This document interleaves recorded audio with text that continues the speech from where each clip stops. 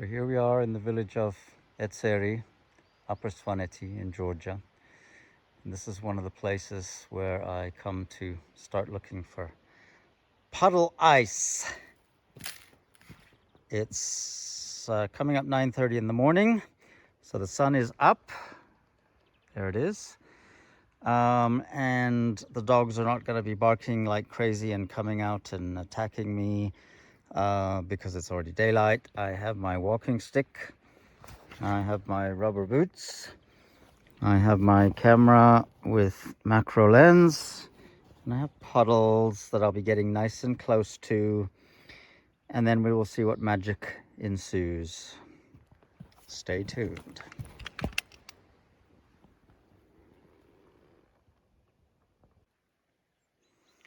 Here's another long stretch that I'll be walking along because it's full of puddles and mostly water that isn't flowing underneath them, which gives me the kind of shapes that I'm looking for. Ice doing crazy things. And then it's just a matter of isolating what I find. Zooming in, cropping, and so on.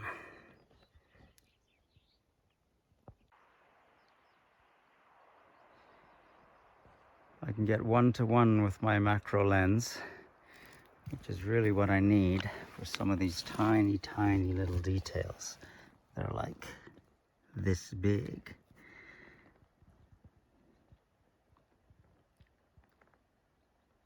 Just trying to isolate a scene out of the magic that's there.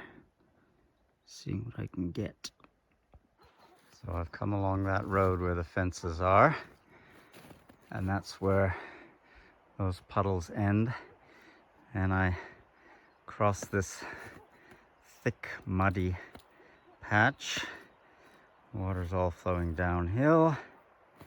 I'll be walking across the snow that's nice and crisp in the cold morning, down towards that little house in the middle of the picture, which is where the main road is, and there's my next set of puddles. And the scenery around is also not too shabby.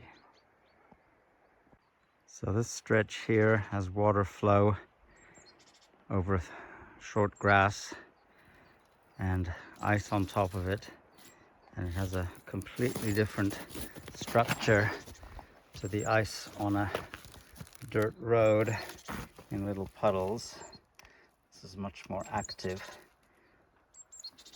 And you can see the water flow under the ice, very much more detailed, and there might be some cool shots here as well, but this is not the main kind of thing that I'm looking for at the moment, although it's still beautiful.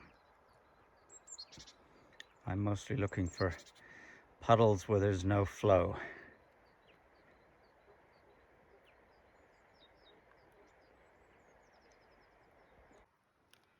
So in all this chaos, I'm trying to isolate little details that suggest something. Here's what might be a dragon's head with an eye. To get right up close to it. But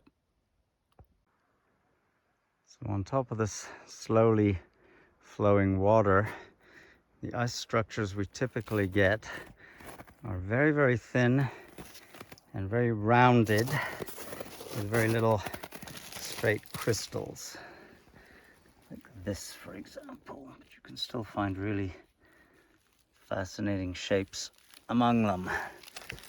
Just have to be careful because you're walking on thin ice as well and changing things as you go, but this is very much more of a Baroque looking, cursive looking type of ice than the crystals, which I'm also looking for, like these tiny little specimens that are so small. They're smaller than my finger.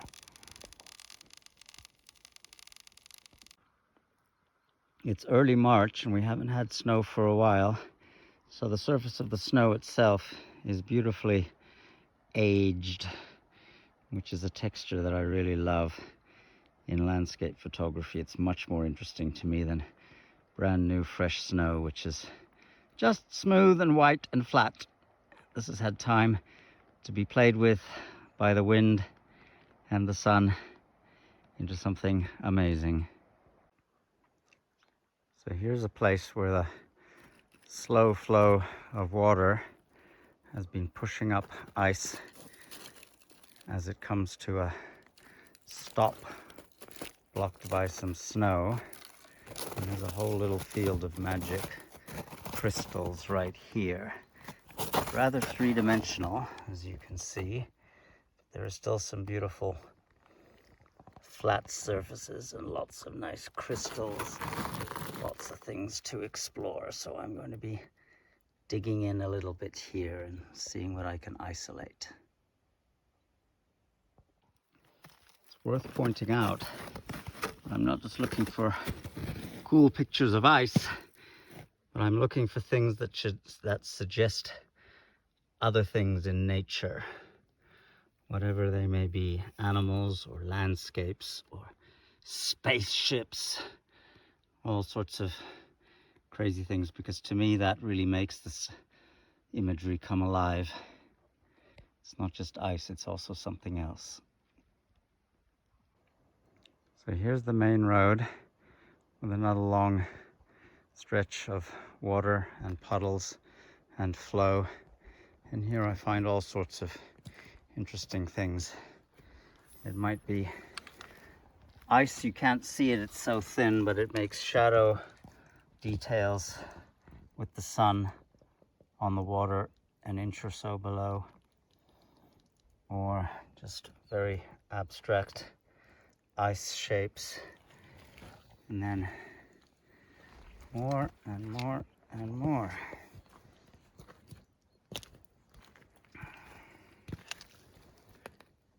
Crystals and abstract forms both. In a short while this will just be water. Overnight it'll stop freezing, so I'm here really at the right time to get the last of the ice, I think. But you can see how crazy thin it gets. Those are sub-millimeter thickness layers of ice. Hardly anything there. And right next to it, it gets a little bit thicker, and so on. And right next to it, we have water flow. And more ice. Here we can see the boundary, thick and thin, and the fantasies that it makes as it heads toward a drain. Sorry for the garbage.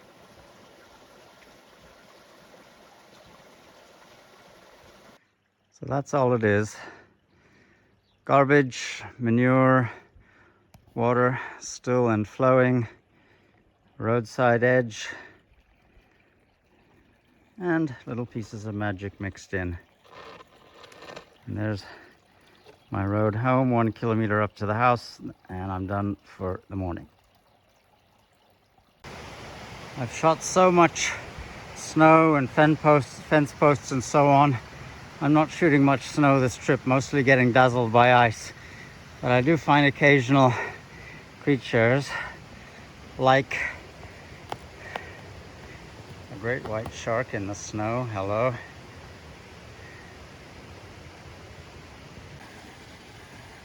As for my magnificent snow crocodile, there's not much to look at once you free him of snow. This is his eye and his snout. But exactly the right amount of snow and he turns into a monster in the wrong location.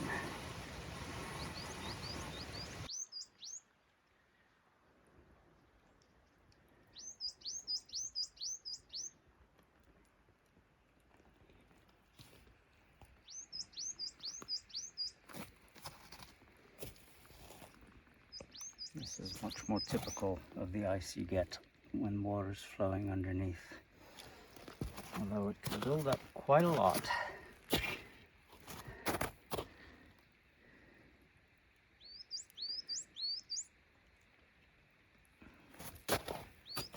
Breathe on these things and they'll shatter.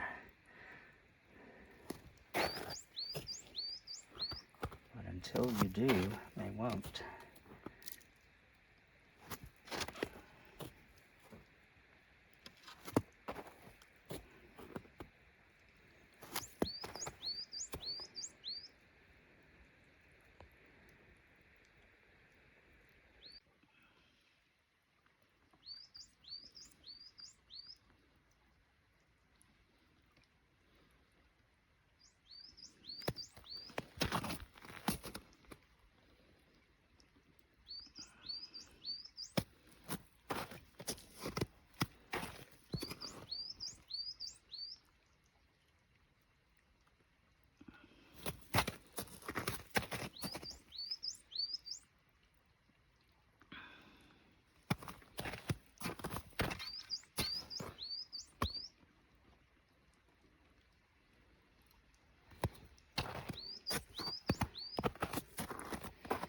Eventually it almost solidifies.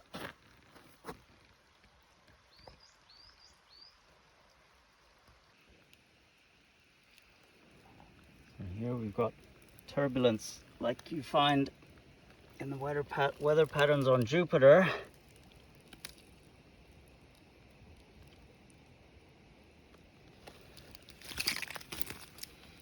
Bubbles, bit of froth, bubbles just under the ice. Some more beautiful turbulence.